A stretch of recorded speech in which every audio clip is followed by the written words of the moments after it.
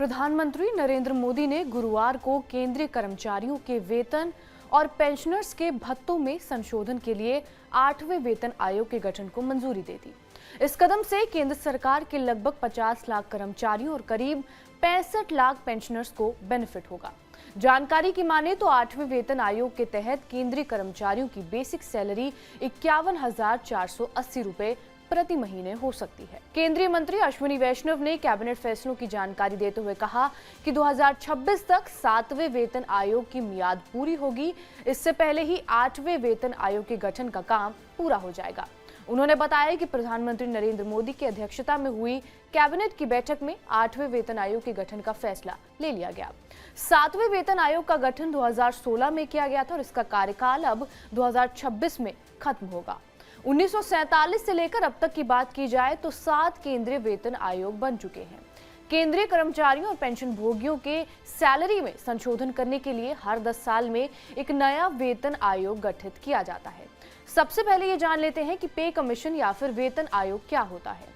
पे कमीशन केंद्र सरकार के अंतर्गत बनाया एक ऐसा आयोग है जो समय समय पर मौजूदा आर्थिक स्थितियों का एनालिसिस करता है और कर्मचारियों के लिए सही सैलरी सुनिश्चित करने के लिए पे स्केल में बदलाव करता है। केंद्रीय वेतन आयोग हर 10 साल में केंद्र सरकार के कर्मचारियों के वेतनमान, भत्ते और लाभों में बदलाव की समीक्षा और सिफारिश करने के लिए स्थापित किए जाते हैं। अब पे कमीशन के तहत सैलरी बढ़ाने के क्या मायने हैं वो भी जान लीजिए। वेतन आयोग कर्मचारियों के वेतन में बढ़ोतरी के लिए कई पहलुओं पर गौर करता है। इनमें महंगाई और देश की वित्तीय स्थिति पर ज्यादा फोकस रहता है। सबसे पहले महंगाई दर इंपॉर्टेंट फैक्टर है। वेतन आयोग महंगाई दर पर ज्यादा गौर करता है कि उसमें कितनी बढ़ोतरी हुई है और इसका कर्मचारियों के लाइफस्टाइल पर क्या असर पड़ा है। वो इसी हिसाब से अपनी सिफारिश देता है। दूसरा इंपॉर्टेंट फैक्टर है इकोनॉमी। सरकार देश की वित्तीय स्थिति पर भी विचार करती है। अगर इकोनॉमी अच्छी हालात में है तो वेतन में ज्यादा अच्छी बढ़ोतरी होने की गुंजाइश रहती है। तीसरा फैक्टर है कर्मचारियों की परफॉर्मेंस। वेतन आयोग कर्मचारियों के कामकाजी प्रदर्शन को भी ध्यान में रखता है। अगर उनकी काम करने की क्षमता और प्रोडक्टिविटी बड़ी होती है तो उसका असर वेतन आयोग की सिफारिशों पर दिखता है।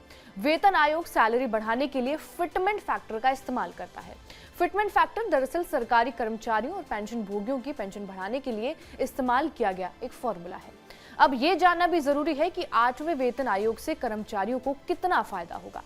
8वां वेतन आयोग लगने के बाद कर्मचारियों की सैलरी में बड़ा इजाफा होगा। अगर फिटमेंट फैक्टर की बात की जाए तो ये 2.57 से बढ़ाकर 2.86 किया जा सकता है, जिससे कर्मचारियों की बेसिक सैलरी में जबरदस्त उछाल होगा। इसके जरिए न्यूनतम वेतन 7,000 रुपए से बढ़कर 18,000 रुपए हो सकता है और इसके अलावा 18,000 रुपए न्यूनतम वेतन बढ़कर 51,480 रुपए हो सकता है। वहीं न्यूनतम पेंशन 9,000 रुपए से बढ़कर 25,740 रुपए तक बढ़ सकती है। प्रमोशन होने और सैलरी बढ़ने पर भी पेंशन बढ़ सकती है। अब 8वें वेतन आयोग से किन किन को फायदा होने वाला है वो भी जान लेते हैं। इससे अकेले दिल्ली में ही लगभग 4 लाख कर्मचारियों को लाभ मिलेगा। इनमें रक्षा और दिल्ली सरकार के कर्मचारी शामिल होंगे। दिल्ली में 5 फरवरी 2025 को विधानसभा चुनाव होने हैं और सूत्रों ने कहा है कि आमतौर पर दिल्ली सरकार के कर्मचारियों के वेतन में केंद्रीय वेतन आयोग के साथ बढ़ोतरी होती है। इससे सरकारी कर्मचारियों के जीवन की गुणवत्ता में सुधार के साथ साथ कंजम्पशन और आर्थिक वृद्धि को महत्वपूर्ण स्पीड मिलेगी। 7वें वेतन आयोग के तहत वित्त वर्ष 2016-17 में खर्च में 1 लाख करोड़ रुपए की बढ़ोतरी हुई थी और 7वें वेतन आयोग के मुताबिक सिविल सर्विसेज के दायरे में आने वाले सभी कर्मचारी वेतन आयोग के दायरे में आते हैं, जिन्हें देश के कंसोलिडेटेड फंड से वेतन मिलता है। वहीं पब्लिक सेक्टर अंडरटेकिंग यानी कि पीएसयू और ऑटोनोमस बॉडी के कर्मचारी और ग्रामीण डाक सेवन वेतन आयोग के दायरे में नहीं आते। कुछ खास कर्मचारी जैसे कि हाई कोर्ट और सुप्रीम कोर्ट के जज भी वेतन आयोग के दायरे से बाहर रहते हैं और उनके वेतन और भत्ते अलग नियम और कानून के तहत तय होते हैं। बहरहाल इस पूरी जानकारी के ऊपर आपकी क्या प्रतिक्रिया है हमें कमेंट करके जरूर बताएं। बाकी देश और दुनिया की तमाम बड़ी खबरों से अपडेटेड रहने के लिए सब्सक्राइब करिए TV9 डिजिटल।